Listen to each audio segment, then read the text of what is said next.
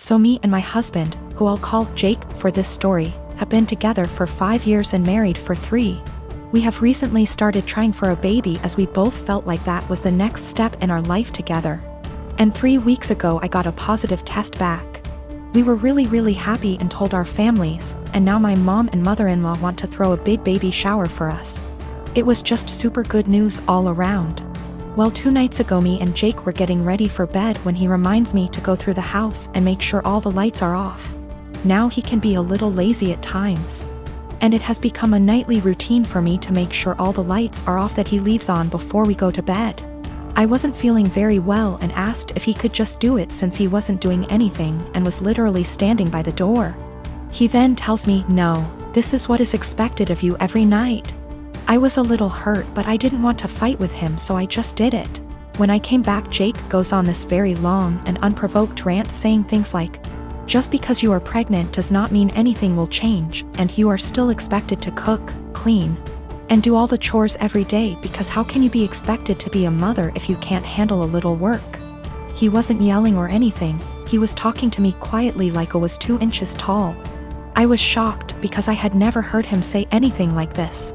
The rant went on for about 30 minutes before I interjected and asked, "Well, what do you plan on doing to help me with all of this?" He then got extremely defensive, saying he works his ass off at his job to provide for me and what is going to be our future children. For context, I don't work ATM, my job was not paying enough to justify me going, so I am a full-time college student. He ended by saying that it doesn't matter how I feel physically or mentally, it is a mother's job to push through. And if he helped and babied me, I wouldn't be a good mother. I got extremely upset and started yelling, and I said that, "I wish I would have known this is how you felt before I got pregnant with your baby." There was a moment of silence before he started crying and he left for the night to stay at his mother's house. He hasn't been back yet, and my mother-in-law and sister-in-law have called me berating me and saying I broke Jake's heart with what I said, and I need to apologize immediately, and until I do he isn't coming home. I don't know how to feel. So for yelling at my husband after he said he isn't helping me with anything during the pregnancy because it's a mother's job to deal with it? Okay. I am getting some things together and am going to be headed to my mom and dad's house. My mom is furious with him and doesn't want me apologizing to him or talking to him without the situation either being recorded or having a witness. My mom is a huge Harry Potter nut. She and my dad actually met in a Harry Potter IRC, like Discord but for old people. In the early aughts got married, had kids, and from day one decided to embarrass us for life by naming us after some Harry Potter and Star Wars characters. It's honestly been hell. I have a stupid name, and since we were little my parents have forced stuff like Harry Potter, Star Wars, Marvel movies, etc. down our throats. Everything is about dragons and magic and blah blah blah. I'm so sick of it. Every birthday, every holiday, everything is just organized around fandom. So just like every Christmas, the days leading up to Christmas we have to sit down every night and watch Harry Potter movies. I can usually get away with knitting or drawing on my iPad during this, but this year my mom was like, "Let's just have a technology and distraction-free night every night." I arranged to go over to my friend Missy's house instead for like 2 nights. Missy's family is normal and likes things a normal amount. My mom got really mad and started talking about how it's a family tradition and how I'm basically rejecting her, and went on her whole thing about how you wouldn't exist if it wasn't for Harry Potter. I finally had it and just yelled, "I don't like Harry Potter.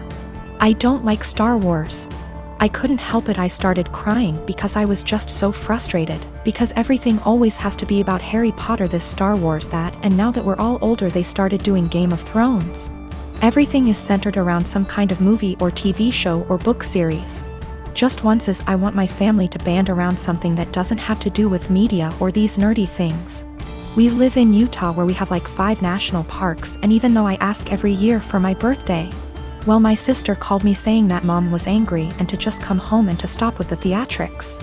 I told her that I'm sick of having all this old nerd stuff cramped down my throat, and just once I want to have a normal time watching normal Christmas movies and not having to pause for lightsaber battles. I have 2 sisters that I'm close with. I also have a niece, Leah. Leah's 16 and after my ex-wife decided to split up and divorce due to infertility problems that lasted for 5 years. I started a college fund for Leah to help her go to her chosen college. That was in 2019. Now I visit my mother's home, where my sister and Leah are living, every week to spend the weekend together. This past weekend I was asleep upstairs while my mother, my sister and Leah were in the kitchen. I came downstairs to grab a glass of water and heard my sister talking about my ex-wife expecting a baby with her new husband. This struck a nerve and I kind of froze from shock. I then heard Leah react to the news repeatedly saying, "I told you so, I told you so." Then explained she's always thought that I was the one with a problem for not being able to have a baby with my ex, but that I was too afraid to admit due to fragile masculinity. I could not believe what she said, but what made it worse is her following statement about how my ex was smart to get a divorce before it was too late. I went upstairs and into the room and shut the door and stayed there for hours. Mom and sister saw me about to leave and insisted to know what the problem was. I didn't want to argue, but I told them that I heard what Leah said about me. Leah stopped eating and got quiet. My sister tried to play dumb, but I told her I heard their entire conversation about my ex-wife and her pregnancy news. My sister tried to backpedal, saying Leah is just a kid who doesn't know much about this stuff and was just spouting nonsense. I told them I don't want to talk about it and they refused to let me leave, but I left eventually. I later sent my sister a text telling her about how hurt and devastated I was because of what Leah said, and told her I will no longer be responsible for funding her education. My sister kept trying to call, then texted saying Leah didn't mean what she said and offered to make her apologize, but I didn't feel comfortable being in the same room with someone who blamed me for something that was out of my control and something that literally turned my life upside down. My mother tried to get me to come over so we could talk, saying Leah doesn't deserve me turning my back on her like that. I haven't seen my sister nor Leah after what happened, but they are still trying to contact me, which means there's still a room for a discussion, and so I decided to go see them tomorrow. Sit down together and have a long conversation. But this, I admit that I was mad when I told my sister about the college fund cancellation. I love Leah so much and see her as my own daughter.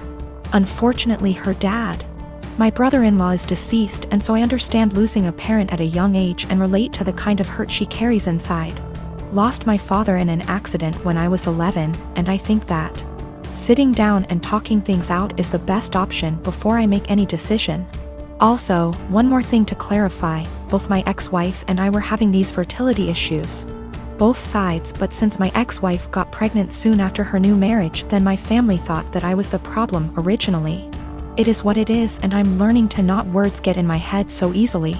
I'm not mad at anyone, I'm just trying to move on with my life like anybody else. My sister Anna is special need. She has severe autism, and while she is verbal, most of her communication is physical, like sign language, due to her social discomfort. She does speak around family though, and has pretty bad cognitive skills. She can't comprehend boundaries and lives with our parents, so they can best watch her. I am getting married in 3 months. We planned a simple wedding and reception at my fiancé Michael's parents' barn and farm. Since it's all gonna be DIY and we aren't planning anything too expensive, we can do things pretty quickly since flowers, food and decor will be provided by his family. I sent out invites last week and I asked that Anna not come.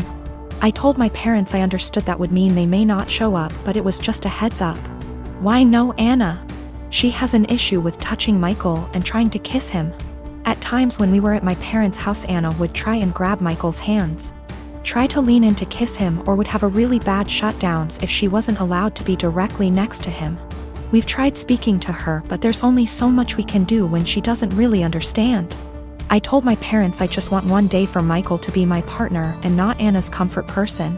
They called me selfish and asked how I expected them to agree to something like this.